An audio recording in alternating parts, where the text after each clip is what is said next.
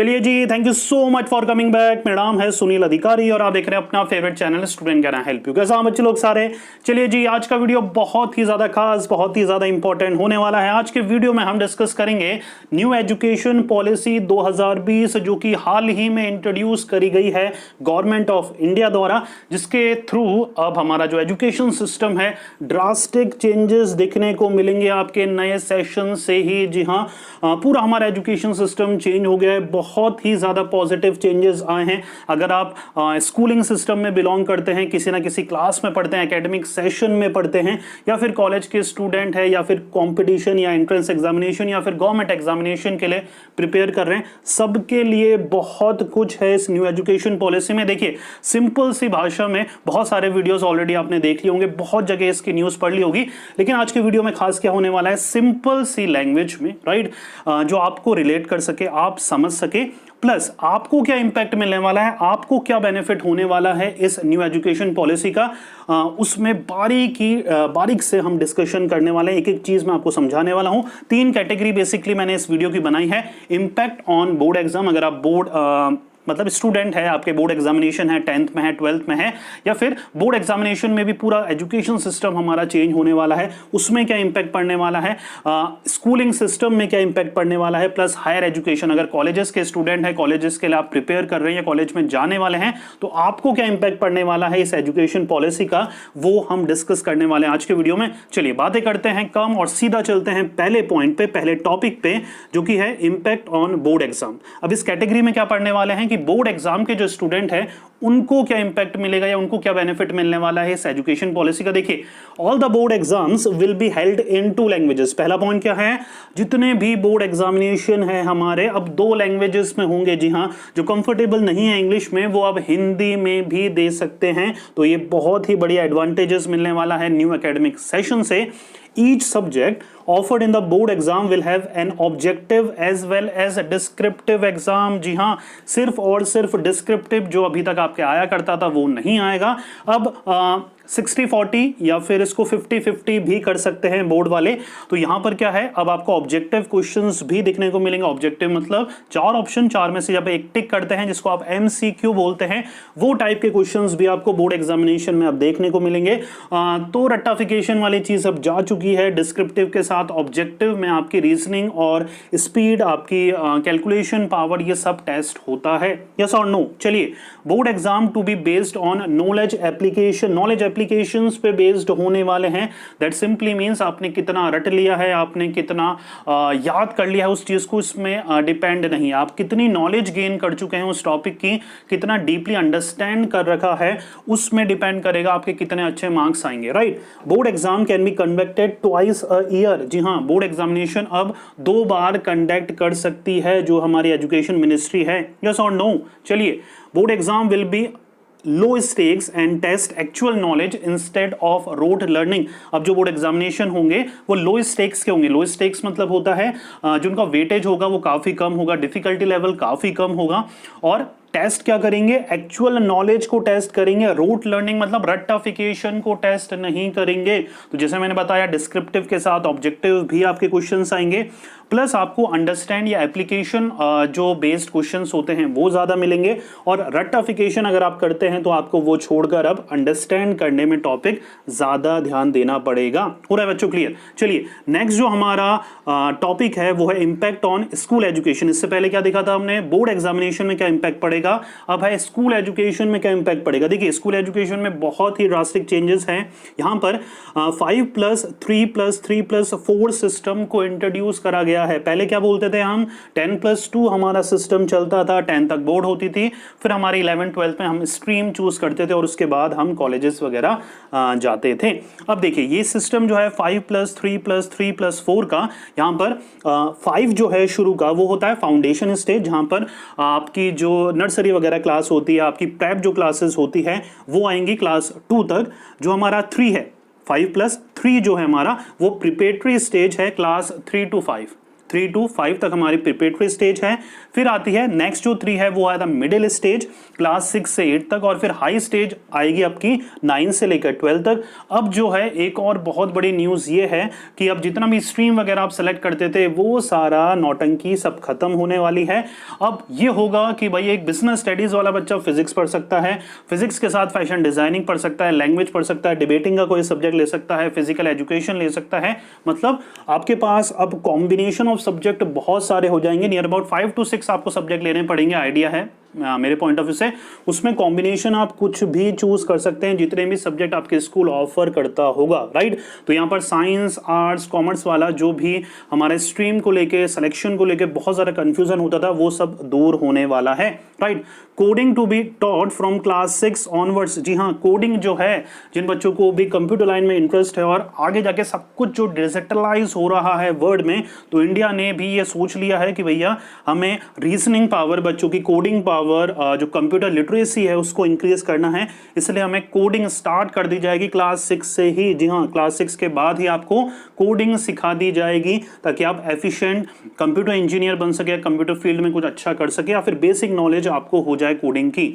Reduction in curriculum to core concept, syllabus बहुत हद तक आपका कम हो जाएगा और जितने भी इंपॉर्टेंट या कोर कॉन्सेप्ट है वही आपको पढ़ाए जाएंगे जो कि आपके हायर एजुकेशन में भी काम में आने वाले हैं। चलिए, ई कंटेंट इन रीजनल लैंग्वेज। जी हाँ, जो भी आपकी रीजनल लैंग्वेज होगी आपको electronic content, that means internet content भी अवेलेबल हो जाएगा। स्पेसिफिक वेबसाइट होगी जहां पर आप लेक्चर्स वगैरह डाउनलोड करके देख सकते हैं अपनी रीजनल लैंग्वेजेस में।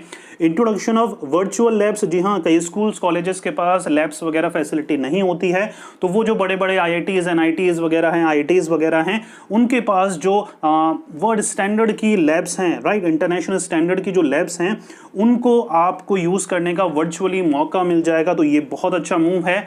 Digital equipping schools, teacher and student. जी हाँ, डिजिटल वे में अब स्कूल्स में टीचर्स भी और स्टूडेंट को भी पढ़ाया जाएगा। टैब्स वगैरह की फैसिलिटी आ सकती है कि स्कूल स्टूडेंट्स को पढ़ने के लिए टैब दिए जाएं, राइट, टैबलेट दिए जाएं, जिससे उनकी जो लर्निंग है वो और ज़्यादा स्ट्रांग हो सके। स्मार्ट क्लासेस के थ्रू आपको पढ़ाया जाएगा ताकि आपको कोई भी कॉन्सेप्ट अच्छे से ईजी वे में लंबे समय तक याद रहे, राइट। आगे की बात करें तो education sector to get 6% of GDP, earlier it was 1.7%। GDP का 6% अब एजुकेशन सेक्टर को मिलने वाला है, पहले बहुत ही कम 1.7% ही सिर्फ था। होगा अगर आपको स्कूल में किसी भी लेवल पे टीचिंग करनी है, चाहे से प्राइमरी क्लासेस में, सेकेंडरी क्लासेस में या फिर सीनियर क्लासेस में। हो रहा है बच्चों clear? Report card will be comprehensive report on skills and capabilities instead of just marks and statement. जो आपकी रिपोर्ट कार्ड बनेगी वो 360 डिग्री बोल सकते हैं इसको, 360 डिग्री असेसमेंट रिपोर्ट बनेगी, जहां पर सिर्फ मार्क्स आपको सब्जेक्ट वाइज अलॉट नहीं होंगे, आपकी कैपेबिलिटी, आपकी स्किल, आपकी स्ट्रेंथ, आपकी वीकनेस के हिसाब से, आपकी ऑल ओवर पर्सनैलिटी के हिसाब से आपको जज करा जाएगा, आपको इंप्रूवमेंट के एरियाज बताए जाएंगे और ऑल अराउंड डेवलपमेंट आपका देखा जाएगा। वो सब आपको रिपोर्ट कार्ड में दिखने वाला है। Medium of instruction till at least grade 7 in home language और मदर टंग और रीजनल लैंग्वेज। जो कि आपको मीडियम ऑफ इंस्ट्रक्शन जो पढ़ाया जाएगा आपको, वो एटलीस्ट 5th क्लास तक आपकी होम लैंग्वेज या आपकी मदर टंग में पढ़ाया जाएगा, जो कि बहुत अच्छी बात है, right. No rigid separation between arts and science, between curriculum and extra curriculum activities, between vocational and academic stream. अब यहाँ पर जैसे मैंने बताया था स्ट्रीम वगैरह का सारा हमारा फंडा हट चुका है। करिकुलम, एक्स्ट्रा करिकुलम के बीच में डिफरेंसेस नहीं होंगे, वोकेशनल के बीच में डिफरेंसेस नहीं होंगे। मतलब आप अपनी एक स्किलफुल कोई भी हॉबी से रिलेटेड कोई भी एक सब्जेक्ट ले सकते हैं, आप एक टेक्निकल सब्जेक्ट ले सकते हैं, फिजिक्स, केमिस्ट्री, बायोलॉजी ले सकते हैं, आप इकोनॉमिक्स ले सकते हैं, कोई भी सब्जेक्ट का कोई भी कॉम्बिनेशन प्लस स्पोर्ट्स की लैंग्वेज का या कोई भी पेंटिंग वगैरह साइड का, आर्ट साइड का, कोई भी सब्जेक्ट का कॉम्बिनेशन आप ले सकते हैं। एक और अच्छी चीज है, वोकेशनल स्टडी भी स्टार्ट कर दी जाएगी आपकी क्लास 6 ऑनवर्ड से। यहाँ पर होगा कि आपको कोई भी एक स्किलफुल ट्रेनिंग में, जैसे ITI और हमारा ये जो प्रोग्राम होते हैं पॉलिटेक्निक के, जो आपको स्कूल के बाद ज्वाइन करने पड़ते हैं, अगर आप अलग से पैसे देके करना चाहते हैं, वो अब स्कूल ही आपको कराएगा ताकि आप छोटी छोटी जो आर्टिस्टिक स्किल्स वगैरह होती है उस पर आप ट्रेंड हो सको, जिससे आपके एम्प्लॉयमेंट अपॉर्चुनिटीज आगे जाके बहुत हद तक बढ़ जाती है, right. Impact on higher education की बात करें, जो बच्चे 12th के बाद कॉलेजेस जाएंगे, कॉलेजेस की पढ़ाई कर रहे हैं या अभी रिसेंट में कॉलेजेस में हैं, आने वाले सेशन में क्या क्या चेंजेस उनको मिलने वाले हैं। NTA to offer common entrance examination for admission to higher education institutions. NTA National Testing Agency हमारा एक कॉमन एंट्रेंस एग्जामिनेशन लेगा जितने भी हायर एजुकेशन इंस्टीट्यूशन में एडमिशन के लिए। अभी तक क्या हो रहा था, हर कॉलेजेस का, हर इंस्टीट्यूट का अगर मतलब खुद का एक स्पेसिफिक एंट्रेंस एग्जामिनेशन हुआ करता था, अब ये सब कैंसिल होके एक ही एग्जामिनेशन होने वाला है फ्यूचर में। Single regulator for higher education excluding legal and medical. देखिए, एक सिंगल रेगुलेटर होने वाला है, मतलब एक ही अथॉरिटी, एक बॉडी होगी जो कि हायर एजुकेशन को पूरे कंट्रोल करेगी, लीगल और मेडिकल को छोड़कर। पूरा बच्चों क्लियर। मल्टीपल एंट्री और exit for UG and PG program, ये बहुत ही बड़ा पॉइंट है हायर एजुकेशन सेंस में। अब क्या होगा देखिए, अगर आप यूजी प्रोग्राम की जो लिमिट है वो 3 से 4 साल के होंगे, 4 साल के भी यूजी प्रोग्राम अब होने लग जाएंगे, majority of the programme.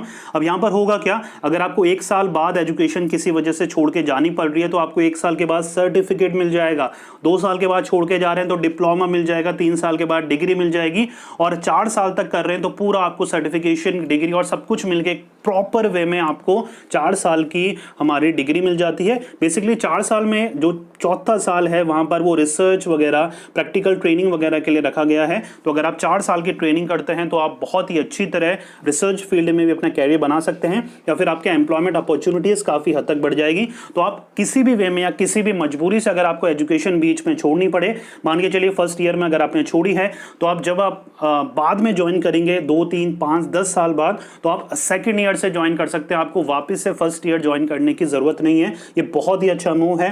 PG programme 1 से 2 साल के ही होने वाले हैं, 3 साल के पीजी प्रोग्राम नहीं होंगे। अब इंटीग्रेटेड प्रोग्राम होते रहेंगे जहां पर बैचलर और मास्टर डिग्री का इंटीग्रेशन होता है, जैसे BBA plus MBA, BSc plus MBA, integrated LLB होता है हमारा, बीकॉम प्लस एलएलबी या बीए प्लस एलएलबी, वो प्रोग्राम 5 साल के हमारे होते रहेंगे।